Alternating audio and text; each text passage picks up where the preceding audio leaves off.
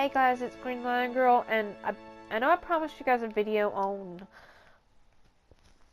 my take on the Captain Marvel situation. This is actually going to be a series, because I've tried explaining it or writing it down, and it always ends up being a 30-minute to hour-long video. And, you know, so many channels have already covered so much of this, so I'm just going to do 3 videos. This first one we're going to talk about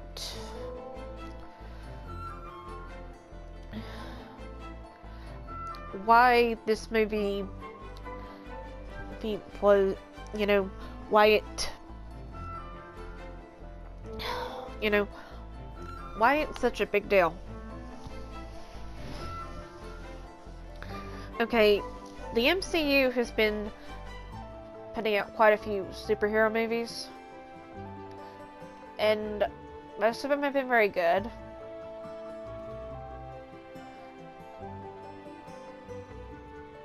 And some of them have not done as well.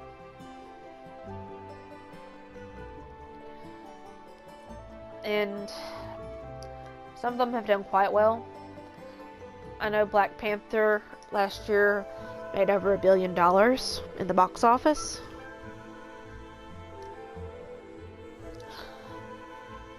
But we're talking about Captain Marvel, and a version of the character that has not been popular.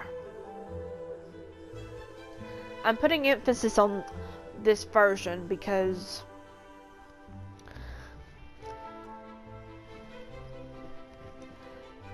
alright, just to distinguish, I'm not going to talk about Shazam at all. This is only going to be on Marvel's Marvel. And that just sounded weird. But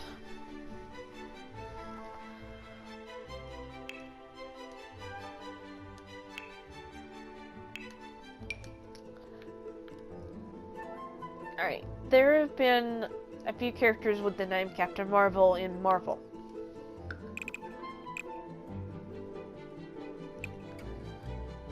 The first of which has been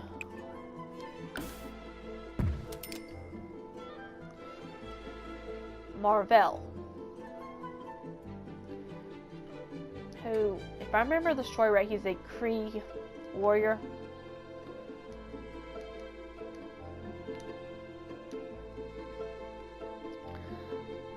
And another version, a more popular version that many people have said that they would have preferred seeing, is Monica Rambeau, who was Captain Marvel in the 80s.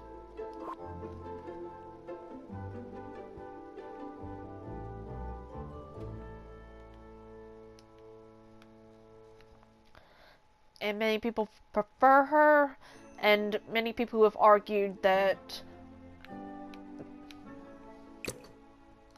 they're setting up for her to come in later. At this point, I'm not seeing that happening, but, well,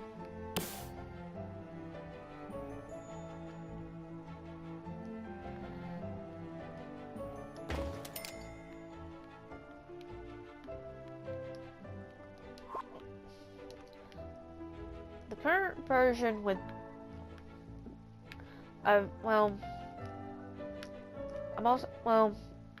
is Carol Danvers. Carol Danvers has been around since the 60s. For a whole decade, about a whole decade, she didn't have powers. And then she was known as Miss Marvel. And also had the name of Binary and Warbird.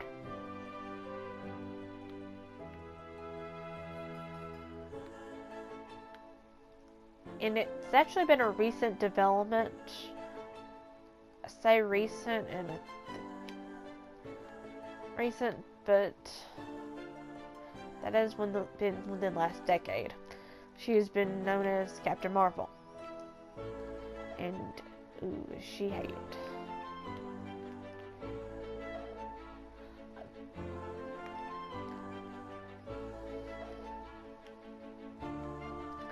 Which, like I said, that is part of the problem there. You know, many people have said that they preferred Carol as Captain Marvel. Well, not Captain Marvel, but Miss Marvel.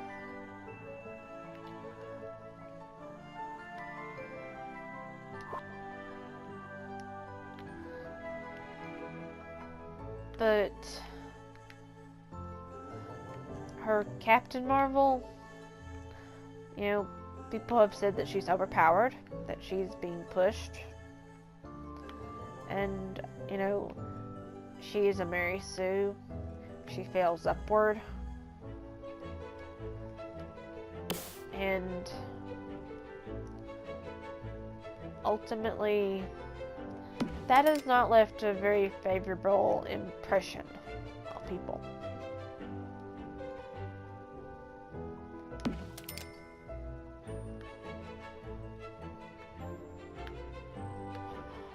Now, the good news with this, however, is the Marvel movies, well, in the MCU, they don't always follow the comics. And characters who, you know, they may not be as popular, they may have been rebooted several times. I know Black Panther's been rebooted several times, but he is actually a very old character as well.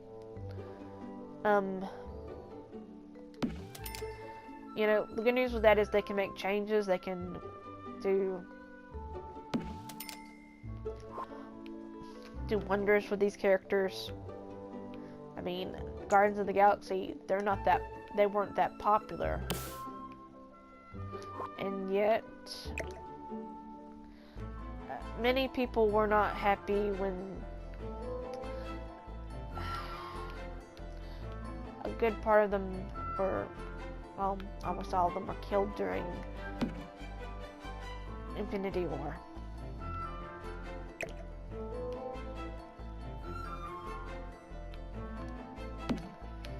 And which officially kind of canceled Guardians of the Galaxy 3. Although, supposedly we're still going to get that. So,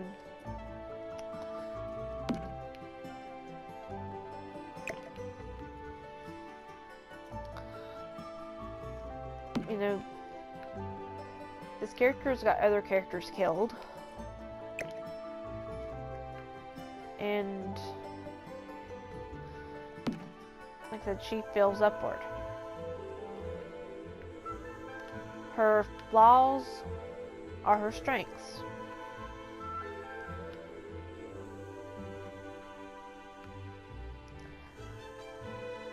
That's why people don't like her. You know, she's kind of boring. And she kind of embodies the identity politics.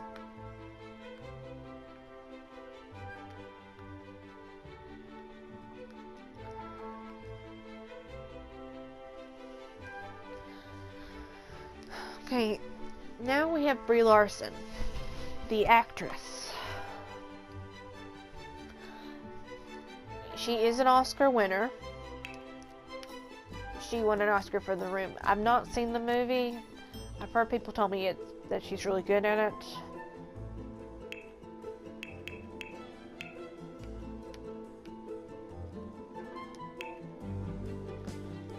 But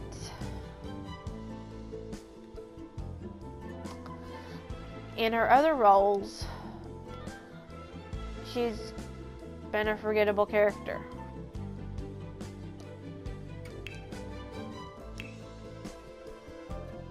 That's not really good.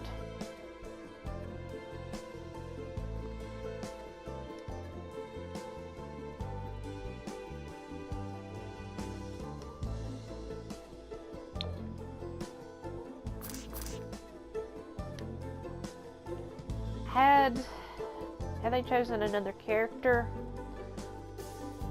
or, you know, another actress, you know, we probably would be getting some of the same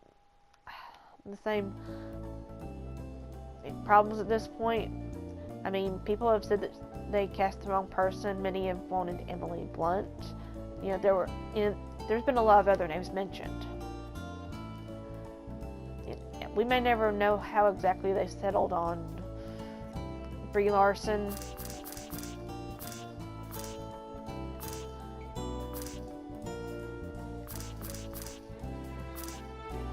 But at this point, I like to think that someone's kicking themselves.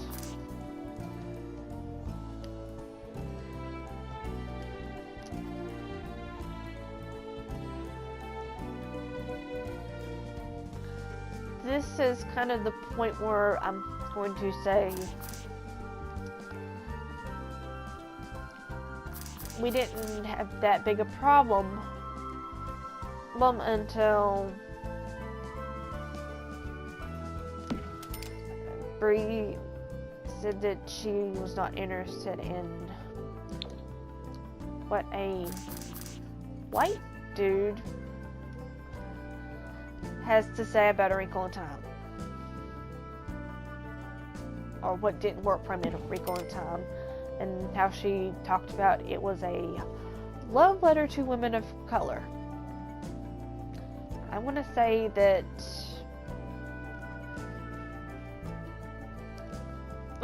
I'm going to address the Wrinkle in Time comment right now.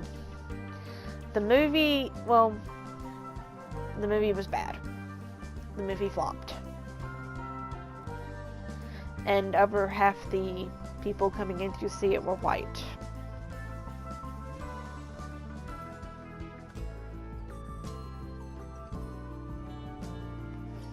And the actual book was written for people of all races, genders, and ages. More closer to kids, though. So, also, some of my coworkers that are women of color, they have told me that they hated the movie. So, bad argument. Also, anyone can assess a movie or watch a movie and make a review of it. Now, the first part of her comment, given the current atmosphere we have, this was probably the worst time to make this comment. It also injected the idea that there are gender politics in the movie. Now, whether there are or not, I don't know.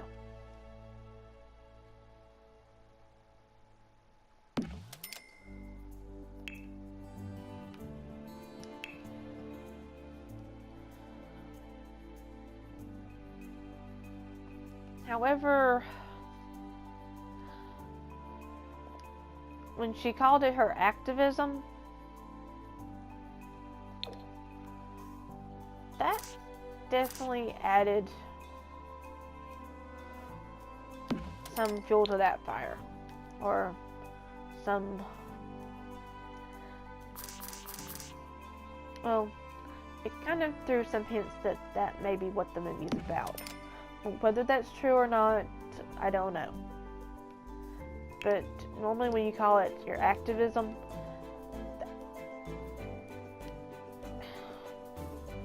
I'm gonna flat out say it. If you're getting ready to sell a movie, do not call it your activism.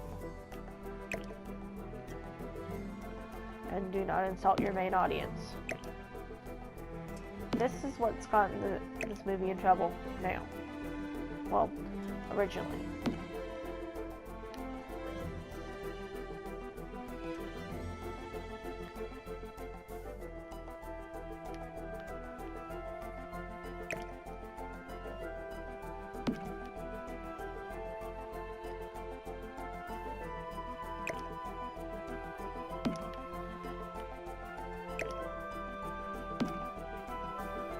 And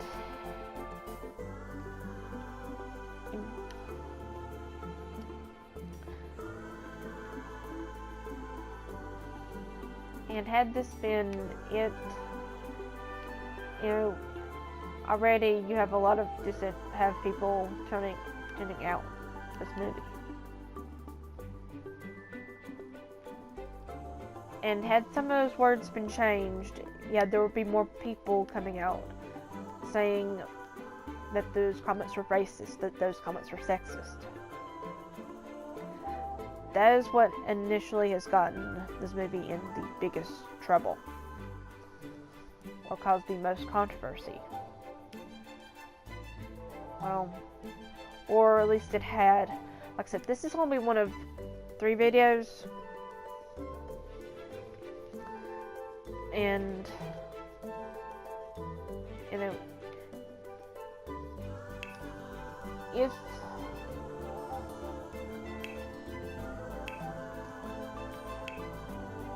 the movie, you know, people were more willing to give it a chance until she done that.